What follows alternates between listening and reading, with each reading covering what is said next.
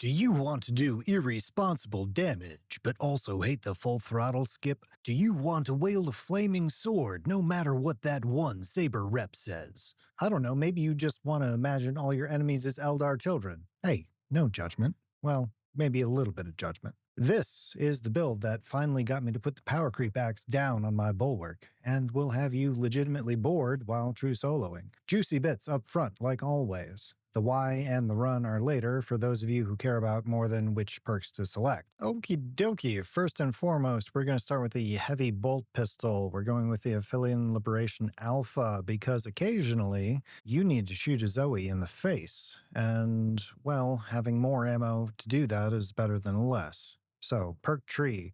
When it comes to perks, I'm not going to read out all the individual perks for y'all. I don't need to pant for watch time. I trust you can pause and look at what's on the screen. Suffice to say, we're starting on the bottom, continuing until we get to Great Might, going up to Discipline, and then coming all the way over to the right to Tactical Precision. Enjoy. Moving on to the Sally Sword itself, which is currently bugged in the armory, so we had to come over to Refinement and Redemption. If we look at it, perfect parry to empower the blade and deal 300% more damage with the next light attack in speed style. Hold up to 6 empower stacks. The parry window is smaller. So it basically behaves like a block weapon. If you're familiar with the Argent Edge, you will be at home here. The nifty bit is that off of 1 perfect parry, you get 3 stacks of extra damage. So if you're shrewd about it, you can do a light into a power whirl, which will give you empowered first hit and second hit on the power whirl. Enjoy that. So, coming to actual perks here, we're going all the way along the bottom tree, taking a brief detour for the extra perpetual strength for 5% more melee damage. Then, when we get to Extremis Slayer, we're going to dip up to Majoris Slayer, pick up Terminus Slayer, and Speed Restoration for 100% more contested health regen, because you're staying in speed style 100% of the time. So 100% more contested health regen 100% of the time is hundreds of percent more time to regen things. Math. And talking about perks for the Bulwark itself, this is very similar to the Shock and Block. Starting things off with Intimidating Aura, because doing an AoE damage effect within a 5-meter radius every 5 seconds is silly overpowered, and it will delete hordes. Just take it. It's fun. Is it meta? I don't care. You'll enjoy it. I like Armor of Contempt because just sort of slow walking aura farming your way up to a Soul Reaper while he's docking your shield and killing himself is comedy gold. Enjoy that. Now, if you hate fun, instead take Scrambled Targeting because it's the meta pick, where you take 25% less damage from range attacks if you're surrounded by 5 or more enemies. But, you know, you could get Soul Reapers to delete themselves. Just saying. And up next, we have Steel Within. When your health is less than 50%, you take 30% less health damage. This is overpowered because math. Just don't make me do math on the video. Just trust, okay? Moving on to the team perk. Focused Restoration is the obvious pick. Every 30 seconds, all squad members automatically restore 1 armor segment, no matter what.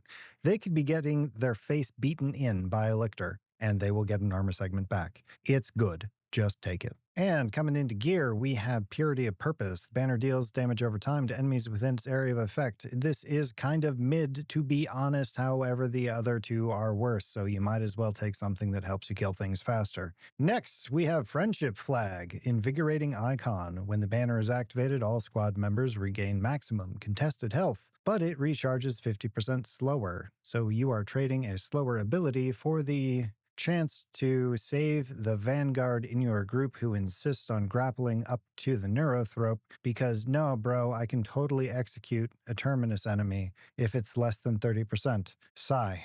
If you know, you know. Anyway, moving on. Here's where you have some options. You can either be selfish and take Merciless Resolve for some incremental extra damage on Shield Bash in exchange for not losing control on taking heavy hits and not being knocked back for 10 seconds every time you Shield Bash or Shield Rush, or, well, you're not using a Thunderhammer so that doesn't matter, as well as Defensive Mastery. So once every 90 seconds, every time you perfect parry a Majoris or Extremis, you just delete it, which is very nice when Biovore or a Terminator decides to come say hi to your face with various bladed apparatus. It's good. It's good. when it works out. Now, if you wanted to actually be a team player, you would instead change that to Rejuvenating Effect, so you can have the drive-by banner res. Now, you might notice that loses you the unstaggerable effect, so you're going to have a bad time, which means you then need to lose defensive mastery to then pick up armored advance. So if you have armor remaining, you cannot be staggered. I will leave this up to you as to what you decide to take based on the people you normally play with. This is the more team-oriented build. This is the more go-for-face build. Be responsible. Or not. I'm not your dad. I'm trying to give you a build for a Bulwark. I'm not trying to leave and tell you I'm coming back after I get milk and cigarettes, and then send you a birthday card 16 years later. What? Anyway, prestige perks. Overcharge. Held and charged attack damage increases by 20%. That applies to Power Whirl. Have fun. Masterful Defense. Ability charge is restored by 1% for every blocked ranged attack. That has some synergy with Armor of Contempt. So that Soul Reaper that you're just sort of laughing at is also giving you Friendship Flag back. So even if you took all of your health bar, he's giving it back to you. Resilience. Medicae stims restore 40% more health.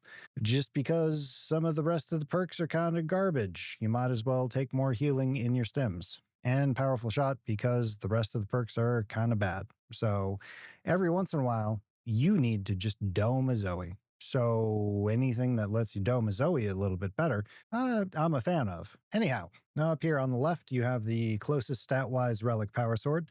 On the right, the Sally Heroic. Just look at the difference here. You get a stacking buff for 3 light hits after a perk parry, which does also apply to Power Whirl. Have fun with that info. And really, this is legit the easiest any Bulwark setup has been since the game released, much less any true solo run, which, by the way, I've posted one of those with gray weapons up here on the channel, and none of y'all seem to have noticed. So not sure what's up with that. Haven't seen anyone else post that on YouTube yet. Maybe go watch it. It's up there, I think. And we've been doing absolute runs on stream with gray no perk setups, so if my flavor of madness is up your street, maybe come check us out on Twitch. Anyhow, here's the true solo run. It's sped up. Y'all know what to expect. Things are gonna die. I'm gonna win. I'm not gonna make you sit through 25 minutes for proof. It's here. Have fun. I've been BaldSquid.